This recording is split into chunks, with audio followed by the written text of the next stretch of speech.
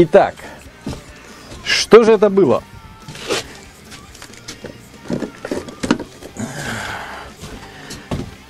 А у нас сегодня день ремонтных винтовок. Ну вот это понятно, это R3, пришла на ремонт, не такая она старая, все. Меня вот это зацепило. Это винтовка еще с ласточкиным хвостом вместо вивера. А ложа еще вручную сделанная, никаких ЧПУ станков, ничего. Вот это тоже все сделано на универсальных станках. Вот это вот старая рукоятка, которая вот здесь ломалась очень часто. Я вот сейчас номер 0.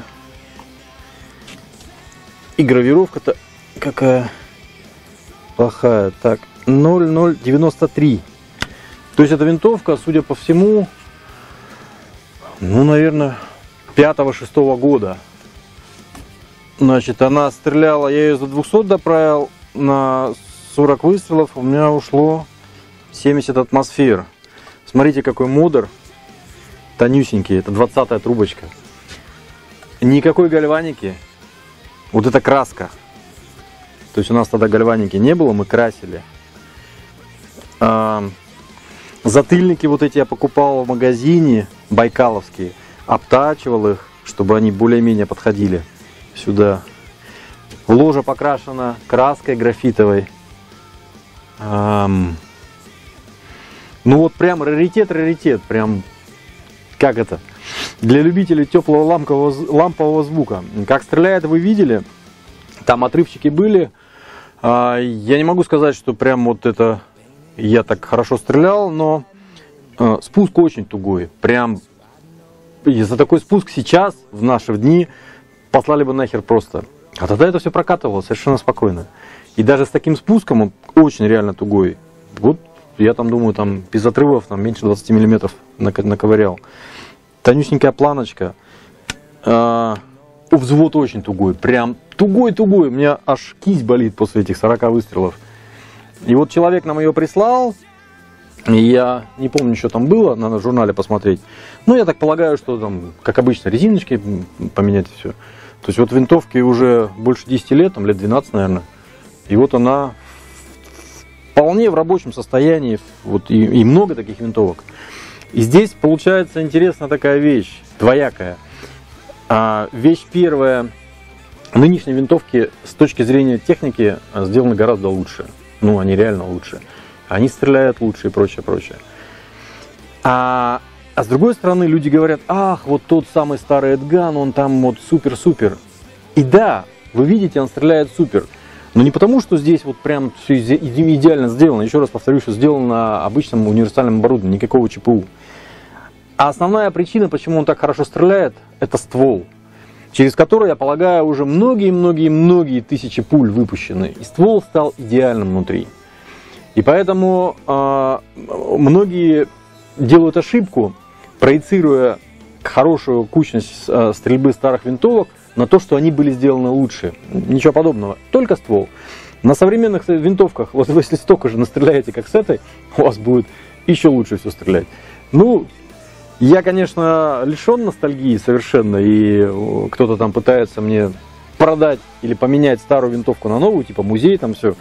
Мне это не интересно, но вот с точки зрения именно техники и процессов развития, как мы шли, куда мы шли, она очень так интересная получилась.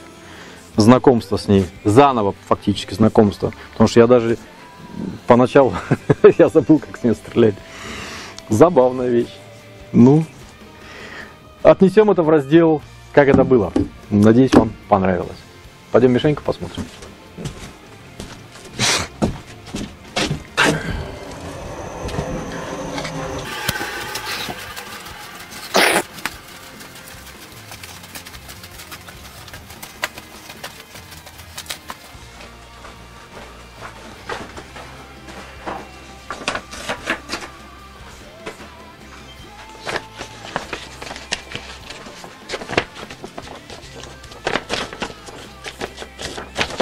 Ну, вот тут я, конечно, накосячил уже сам, начал дергать, потому что рука устала. А здесь, похоже, пошло дело к отключению редуктора.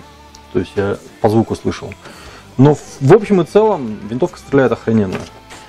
То есть, когда ты человек привыкнет уже к этому прицелу, опять же, прицел я поставил по длине не очень хорошо, мне его надо чуть дальше ставить. Ну, тем не менее, прицел, потому что мой, это не клиентский прицел. Еще была проблема найти крепление на ласточный хвост. С трудом нашли, потому что давно уже не использовали, но тем не менее поставили. Так что вот, 12 лет минимум этой винтовки, и по сути только резинки поменяли. Так что мы все правильно делаем. Мы делаем вещи долгосрочные, долговечные, не на 1 год, как сейчас принято из всяких там дешевых сплавов и прочее. 1 раз разобрало, можно выкинуть. Надеюсь, понравилось. Спасибо. 5, да? 5. Забавная зверюшка. Такая. Но взвод жуть тугой. Спуск прям вообще тугой. Не настраивается совершенно. Причем он то очень тугой, то в принципе нормальный. В зависимости от того, как шептало встанет. И я сейчас могу сказать, что мы сделали громадный прогресс. Именно с технической точки зрения. Не зря все эти годы работали. По сути, это самоделка была. Такая, ну, в хорошем смысле этого слова, самоделка, на которой мы учились. Как говорится, да, что вот это гаражное производство выросли из гаража до полноценного нормального производства. И я нисколько не умаляю тот период гаражного производства, без него бы ничего не было. Так что все это интересно.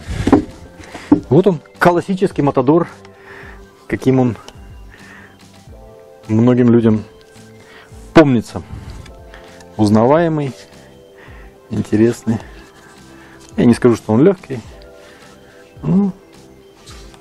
Еще даже этих нету футорок. У нас же здесь были потом футорки с резьбой. А здесь резьба прямо в хомуте. То есть хомут еще не дюралевый, остальной хомут.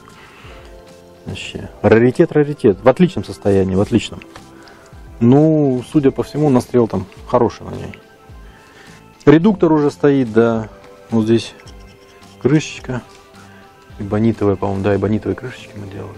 Это же все вручную точили. Это сколько трудозатрат. И мы тогда собирали, в те года мы собирали в месяц, ну, наверное, штук 20 винтовок. То есть вот это вот нормально было. 20 винтовок в месяц. То есть если мы сейчас собираем от 300 до 400, ну, тогда 20-15. Круто. Все. Поехали дальше работать с новыми изделиями теперь. Выключай.